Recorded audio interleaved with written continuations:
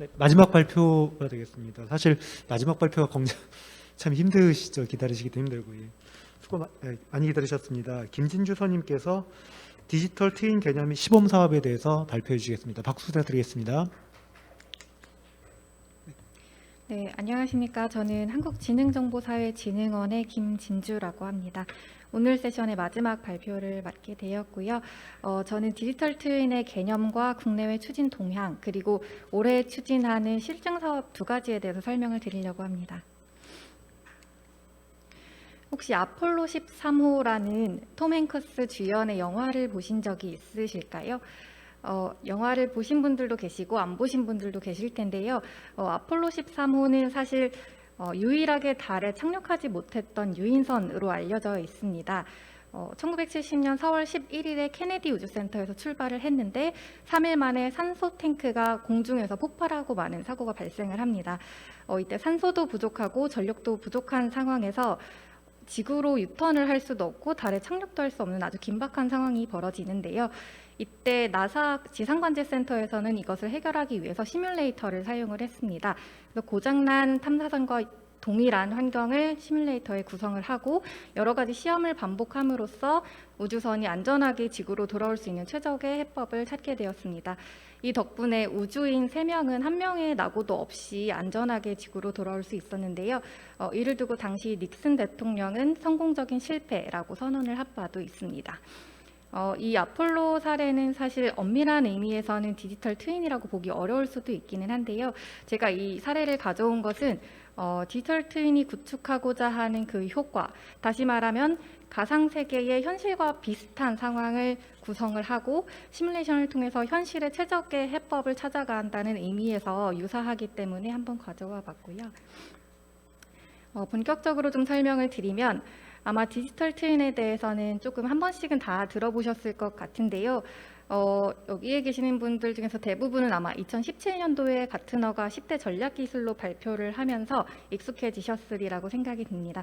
근데 여기에서 보시는 것처럼 디지털 트윈은 사실 그 역사가 꽤 거슬러 올라가는데요. 제가 방금 말씀드린 아폴로 13호 사례 같은 경우에는 디지털 트윈의 시초격이라고 설명이 되고 있고요. 그 이후에도 다양한 기술들이 발전하고 혁신적인 사례들이 등장하면서 디지털 트윈이 부상하게 되었다고 말씀드릴 수 있을 것 같습니다. 다 설명을 드릴 수는 없지만 조금 대표적인 것들만 좀 가져와 봤습니다. 그래서 1990년도에는 보시면 항공기를 만들 때 CAD 기반의 설계가 확산이 되었고요. 2000년대부터는 3차원의 가상세계와 GIS 기술이 유행하게 됩니다. 이러한 CAD나 3차원 GIS 같은 경우에는 지금 디지털 트윈을 구현하는 데 핵심되는 기술로 작용을 하고 있고요. 그리고 2002년에는 미시간대의 마이클 그리브스 교수가 디지털 트윈의 개념을 최초로 제안한 것으로 알려져 있습니다. 당시에는 디지털 트윈이라는 개념을 정확하게 사용한 것은 아닌데요. 그럼에도 불구하고 그 개념이 아주 유사하다고 볼 수 있는데 PLM이라는 제품 생명주기 관리 차원에서 제품의 데이터를 가상세계에 연동하고 그 가상세계에서의 어떤 데이터 분석 결과를 또다시 현실 제품에 반영하는 그런 오늘날 우리가 디지털 트윈에서 말하는 아주 유사한 개념을 제시한 것으로 알려져 있습니다. 그리고 2015년에는 싱가포르가 도시계획과 관리를 위해서 버추얼 싱가포르 프로젝트를 발표하면서 전 세계에 주목을 받은 바 있고요. 2016년에는 GE가 항공기 엔진에서 활용하던 3차원 모델과 실시간 상태 정보를 활용을 해서 설비의 고장을 예측하는 디지털 트윈 솔루션을 처음으로 발표를 하면서 또다시 주목을 받은 바가 있습니다. 이렇게 디지털 트윈이 디지털 전환 기술로 그 활용 가치가 주목을 받고 있는데요.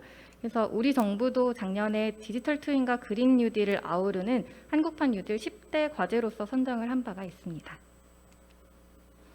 그렇다면 디지털 트윈의 개념이 무엇인지 설명을 드리겠습니다.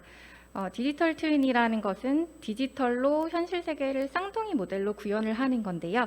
이를 위해서 현실 세계를 3차원으로 가상화하고 그 다음에 현실 세계에 있는 다양한 데이터들을 연계하고 동기화한 다음에 실시간으로 모니터링하고 시뮬레이션함으로써 다시 현실 세계를 예측하고 최적화하는 기술이라고 설명을 드릴 수가 있겠습니다. 앞서 설명드린 것처럼 제조 분야의 CAD와 도시 분야의 GIS 등과 같은 다양한 기술들이 결합되고 발전되어 온 탓에 사실 각 산업과 기술별로 디지털 트윈을 다양하게 해석을 하고 있는 실정입니다. 하지만 디지털 트윈의 그 본질을 한번 들여다보면 다른 기술들과는 조금 차이가 있다는 것을 알 수 있는데요. 디지털 트윈은 단순히 현실 세계를 3차원으로 구현했다고 해서 디지털 트윈이라고 말씀드릴 수는 없을 것 같습니다. 디지털 트윈의 핵심은 현실 세계에 있는 다양한 데이터를 동기화하고 시뮬레이션을 반복함으로써 현실의 최적의 의사결정을 지원을 할 수 있어야만 합니다. 그렇기 때문에 다양한 데이터를 수집할 수 있는 IoT, 그리고 데이터를 분석하는 빅데이터 분석이나 아니면 예측하고 최적화할 수 있는 AI 알고리즘과 같은 ICT 기술의 적용이 아주 핵심적이라고 할 수가 있습니다. 해외 기관에서 정의하고 있는 디지털 트윈 개념도 제가 말씀드린 것과 유사한데요. 대표적으로 PwC 사례만 말씀을 드리면 PwC에서는 센서, 드론, IoT를 통해 정보를 지속 수집하고 고급 분석, 기계학습, 인공지능을 적용해서 실시간 통찰력을 제공하는 물리적 자산의 디지털 모델이라고 정의를 하고 있습니다. GE나 IBM도 유사하고요. 그렇다면 디지털 트윈이 왜 지금 이 시점에 이렇게 주목을 받는가에 대해서 궁금해하시는 분들도 있으실 것 같습니다. 그 이유는요, 디지털 트윈의 요소 기술의 성능이 발전을 했고 구축 비용이 하락하면서 다양한 분야에서 수요가 증가했다고 설명을 드릴 수가 있을 것 같습니다. 앞서 설명드린 것처럼 디지털 트윈은 사실 개념적으로는 존재했는데요. 근데 그 당시까지만 해도 기술적으로 구현할 수 있는 것은 아니었습니다. 근데 최근에 머신러닝과 XR, 5G 등과 같은 요소 기술들이 획기적으로 발전하면서 그 기술적으로 구현이 가능하게 되었고, 또 한편으로는 GPU나 센서, 고화질 카메라와 같은 하드웨어의 가격이 하락하면서 디지털 트윈의 구축 비용이 대폭 감소도 하게 되었습니다. 또 한편으로는 도시의 복잡도나 설비가 복잡해지면서 건설이나 인프라, 도시계획 측면에서 복잡한 의사결정을 지원할 수 있는 디지털 트윈의 수요가 증가했다고 볼 수가 있습니다. 이런 디지털 트윈은 요즘에 주목을 받고 있는 메타버스와도 연관이 되어 있는데요. 메타버스는 광의적인 측면에서 설명을 드리면 가상과 현실이 상호작용해서 공진화하고 그 속에서 사회, 경제, 문화 활동이 이루어지는 새로운 가상의 세계를 의미를 합니다. 여기서 디지털 트윈이라는 거는 메타버스의 일종이라고 볼 수도 있고, 또 한편으로는 현실 세계랑 상호작용하는 게이트웨이 역할을 하는 기술로서도 설명을 드릴 수가 있을 것 같습니다. 다시 말하면 디지털 트윈은 현실 세계를 반영하는 가상 세계의 일종이면서 그 가상 세계에서의 변화를 통해서 현실 세계의 변화를 이끌어낼 수 있는 양방향 시스템이라고 보시면 될 것 같습니다. 이런 디지털 트윈의 가치는 저는 3가지 정도로 요약해서 설명드릴 수가 있을 것 같은데요. 먼저 첫 번째는 경제성입니다. 제조 공정이나 설비의 고장을 예측함으로써 생산성을 향상하고 비용을 절감할 수 있고요. 두 번째로는 안전성입니다. 사람이 육안으로 관측하기 어렵거나 사고 위험성이 높은 작업을 가상 환경에서 모니터링하고 제어함으로써 안전사고를 예방할 수 있습니다. 세 번째로는 효율성입니다. 디지털 트윈은 다양한 데이터를 통합하고 가시화함으로써 전후방 효과를 고려한 종합적인 상황 진단과 신속한 문제 해결이 가능하다는 장점이 있습니다. 글로벌 시장 조사 기관에 따르면 세계적인 디지털 트윈 시장은 연평균 57.6%로 성장할 것으로 예상이 되는 시장이고요. 그 중에서 특히 우리나라는 약 70%의 연평균 성장률로 성장할 것으로 기대가 되는 잠재력이 아주 큰 시장이라고 분석을 하고 있습니다. 그리고 산업 분야별로 살펴보면 제조나 물류, 에너지, 인프라 등을 중심으로 파급 효과가 크다는 것에 지금 주목을 하고 있는 상황입니다. 지금까지는 디지털 트윈의 개념에 대해서 간략하게 설명을 드렸다면 지금부터는 국내외 추진 동향에 대해서 설명을 드리려고 합니다. 각국에서는 디지털 트윈을 미래성장 동력으로서 인식을 하고 정책을 마련을 하고 있는데요. 가장 대표적인 사례로서는 3가지를 말씀드릴 수 있습니다. 먼저 영국 같은 경우에는 자국의 강점인 데이터 공학과 AI를 활용해서 전 세계 데이터 혁신 중심지로서 도약하기 위한 전략으로 디지털 트윈을 채택을 하고 있습니다. 내셔널 디지털 트윈이라는 프로그램을 추진하고 있는데요. 이거는 각 민간 기업이나 지자체에서 구축한 디지털 트윈을 하나로 연계해서 산업 간의 데이터를 연계하고 결합할 수 있도록 하는 그런 것들에 초점을 두는 사업이고요.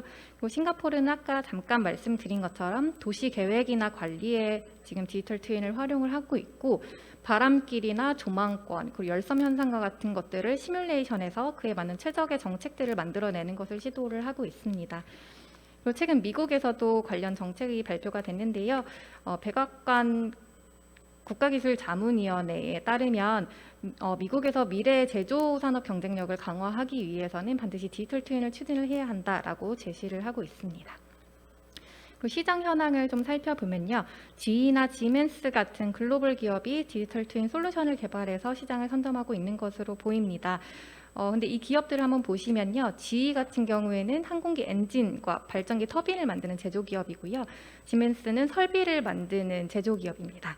그리고 다소 같은 경우에는 항공기를 만드는 제조기업이었고요. 그래서 이렇게 제조 산업 분야에서 단연간 경험과 기술을 쌓아서 디지털 트윈 솔루션이라는 것을 만들었고, 그래서 제품 공정의 최적화라던가 설비 고장을 예측하는 데에 솔루션을 적용을 했습니다. 근데 점점 그 점차 디지털 트윈의 적용 효과가 검증이 되면서 최근에는 에너지나 물류, 도시계획과 같은 다양한 분야로 확정이 되고 있는 형태입니다.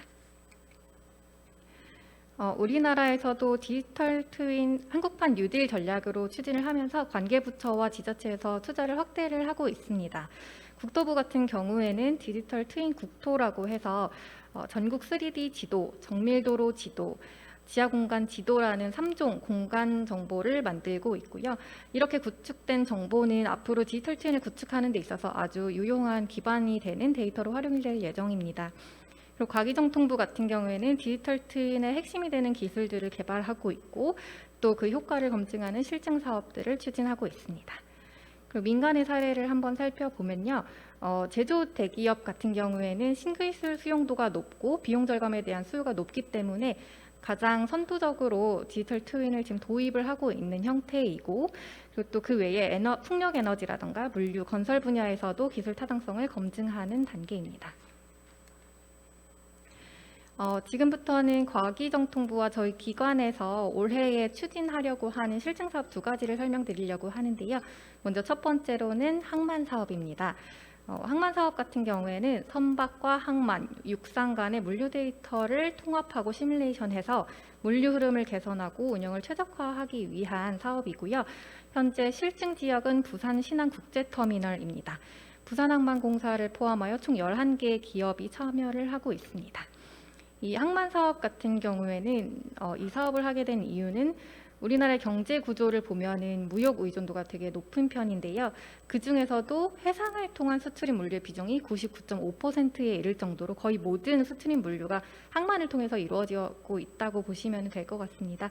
그런데도 불구하고 사실 우리 항만은 아직 디지털화가 조금 부족하고 그래서 세계 경쟁력으로 보면 25위에 불과한 수준입니다. 특히나 선박과 항만의 데이터 연계가 부족해서 선박이 저반을 하다가 크레인과 충돌하는 사고가 발생을 하기도 하고 또 선박이 선석이라는 곳에 배정이 돼서 들어와야 하는데 그 배정이 안 되고 밀려서 그냥 해상에다가 장시간 대기하는 정체가 벌어지기도 하고 있습니다. 또 한편으로는 항만과 물류 간의 데이터도 연계가 되어야 하는데요. 현재는 이 데이터 연계가 미흡하다 보니 항만 게이트에서 대기하고 있는 트럭들의 행렬로 인해서 극심한 정체가 빚어지고 있기도 합니다. 그래서 이러한 문제들을 해결하기 위해서 디지털 트윈을 적용하는 사업을 현재 착수한 상태입니다. 세부적인 사업 내용은 다음과 같습니다. 먼저 첫 번째로 선박 입출항을 최적화하기 위해서 선박 운항 정보와 예인 정보, 그리고 도선 배전 정보와 같은 다양한 정보를 통합 분석해서 선박 입출항 소요 시간을 예측하고 선박 저반과 선석 배정을 최적화할 계획입니다. 두 번째로는 컨테이너와 하역 장비, 이송 장비와 같은 다양한 항만 인프라의 작업 계획과 공정을 시뮬레이션해서 항만 물류 작업을 효율화할 계획이고요. 세 번째로는 항만 운영 정보를 물류 차량 이동 경로와 시내 교통 상황 정보와 종합적으로 분석하고 시뮬레이션해서 물류 이동을 효율적으로 할 수 있도록 할 계획입니다. 두 번째 실증 사업은 댐 하천 유역 통합관리 사업입니다. 이 사업 같은 경우에는 3D 디지털 트윈 플랫폼을 구축을 해서 수재해를 예방하고 수자원 관리를 효율화하기 위한 사업인데요. 현재 섬진강댐 유역에 적용을 하고 있고 수자원 공사를 포함하여 총 10개 기관이 참여를 하고 있습니다.